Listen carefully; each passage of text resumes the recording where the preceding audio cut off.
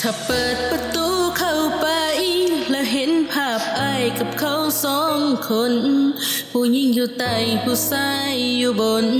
มนต์ศอกคอกันอย่างใดทีแล้วกอดรัดฟัดเวียงจนเตียงนอนดังมันยับยุยคันอ้ายมาเป็นน้องตอนนี้สิเฮ็ดจังใดใจสั่นกำปั้นแน่นแขนในอ้ายคือเฮ็ดจังสิเอาคนใหม่คือบ่บอกดีๆสิยอมให้ไปเฮ็ดกับเขาก็เจ็บพอแห้งนี่แห้งมาเฮ็ดในห้องที่น้องใจผ้าปูที่นอนมุงหมอนกายอ้ายคือเฮ็ดใน